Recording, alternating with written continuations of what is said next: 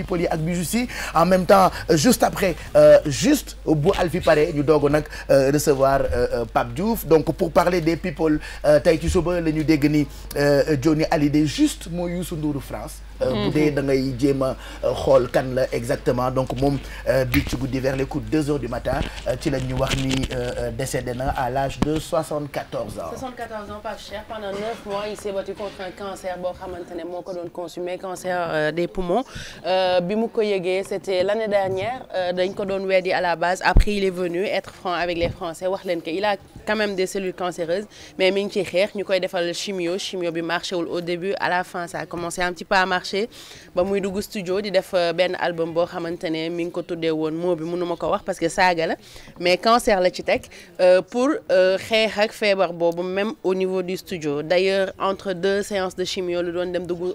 au studio pour woy à Los Angeles album bi desoon na 3 morceaux pour mu jeex donc xam naa ni dinañ ko génnee à titre posthume et tout le temps il se battait il disait tout le temps je suis pas malade je vais monter sur scène am na ay tournées yoo xamante ne mi ngi ko doon waajal mais finalement maladie bi daf ko vaincre parce que VSD génne woon ay informations comme quoi dañ découvrir ay métastases mooy cellules yi nga xamante ne su xasee développé wu ci biir cancer on peut plus te soigner et puis ça s'est avéré nekk dëgg ndaxte finalement feebar bi moo ko vaincre mais je pense que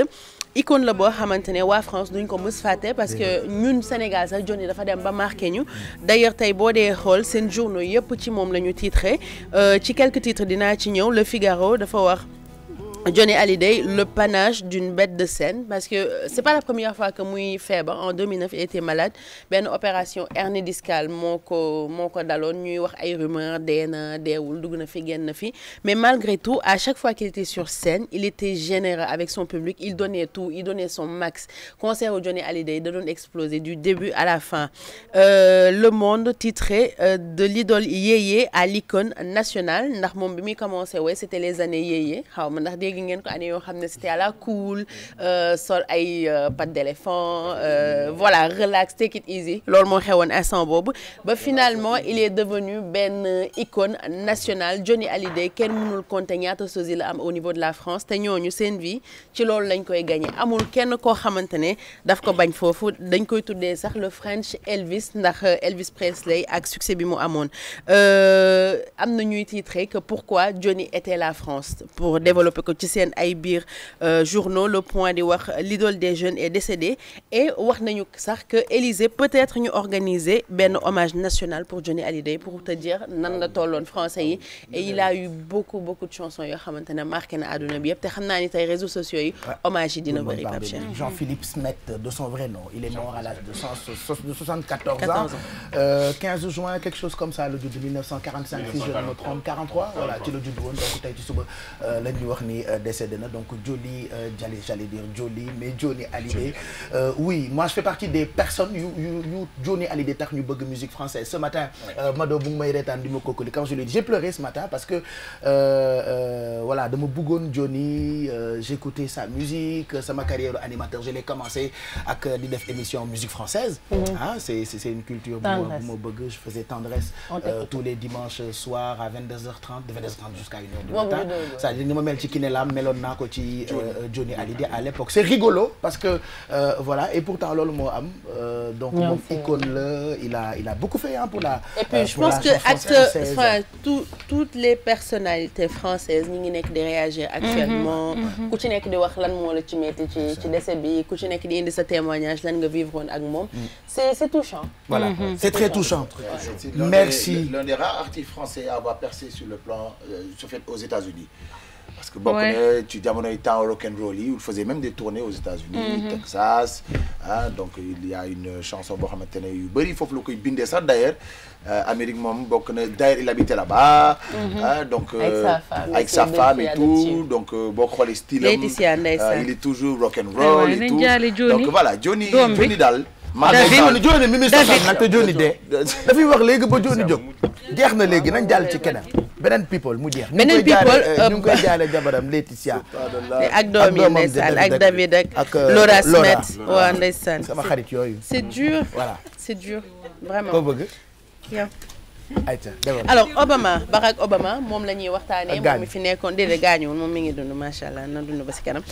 moom mooy personnalité bi ñu gën a retweeté au monde ak benn message bu mu posté woon le 12 août dernier bi mu koy posté mooy événement yi nga xamante ne amoon na en Virginie bi ñu defee rassemblement mouvement suprématie blanche. loolu c'était extraordinaire du jamais vu ay tubaab yu xëyaat gën bëgg génnee lu waa Ku Klux Klan doon def avant di wane que genre nit ku weex moo gën nit ku ñuul jàpp nit yu ñuul yi di leen attaquer di leen song il a envoyé un message sur son Twitter: personne ne naît en haïssant une autre personne à cause de la couleur de sa peau, de son parcours ou de sa religion. maanaam kenn du juddu rek bañ nit ndax couleur de peau am parcours am wala religion am message boobu daf ko posté nit ci retweeté ko 1,7 million de fois message bi am na 70 000 commentaires donc Twitter ne ci année bi moom mooy personne bi nga xamante ne moom moo gën a influente ci biir Twitter mais dafay tax ñu mën a waxtaanee Nelson Mandela bi nga xamante ne moom moo lancé woon message bi ci yenn ci citation yi mu doon def la comme quoi Nelson Mandela démb ñi ngi doon célébrer anniversaire de décès mais à mon avis il reste immortel de par son action le fait que mu xeex contre apartheid pendant toute sa vie ñu tëj ko pendant 27 ans mu génn ne baal naa ñi ma tëjoon ba pare tout le temps il avait des messages pour lutter contre le racisme contre ignorance bi nga xamante ne nit yi moom la ñu amoon ak aussi di prôner toujours le pardon. citation boo leen duggee internet boo leen ko lire da ngeen di wax kii c'était un saint comme quoi yenn nit yi ak yenn action yi boo ko defee tu restes immortel. mu ngoog voilà. akan ak ki jaaxal ñëpp Pape Cheikh muy Saha Tabar iranienne la bu am 19 ans donc. Elle était belle même finalement j'ai dit. alors elle qu'est-ce qu'elle a fait 50 opérations def régime perdre 40 kilos pour ressembler à Angelina Jolie. le problème mooy résultat bee ngi nii am na yeneen photo bu fekkente ne mun nañ ko xool à la base moo nekk ci kaw ci photo bi ci kaw mooy bi ñu taqalee Angelina Jolie elle était magnifique et ressemblait à Angelina Jolie dafa rafetoon. waaw mais defaraat la moom personnel bu doon sagom day niroog su doon am ngeen kii Instagram elle est pas comme ça je pense que dafa am beneen application bi pour déformer bakkan bi pour je sais pas quoi. si je sais pas objectif mais par exemple Instagram am nit yëpp dañuy nekk di ko wax que na arrêté yi muy def niroowul ak Angelina Jolie mais moom nee na elle est pas prête de s'arrêter parce que dafa bëgg niroog Angelina Jolie en fait bi nekk à gauche c'est ci suuf à gauche c'est exagéré. mais là elle est pas comme ça. non mais bi nekk à droite. à droite c'est exagéré aussi. ça c'est pas ça j'ai vu une vidéo. dafa am ay applications yu elle est pas comme ça. elle est pas comme ça. non yow nii kii si elle est là Didi. si y a une vidéo que j'ai regardée hier. Instagram elle est pas comme ça. am na vidéo bu ma seetaan am na vidéo bu ma seetaan. waaw léegi yéen ñëpp ku nekk na waat après nga dem ak sa mbokk. mooy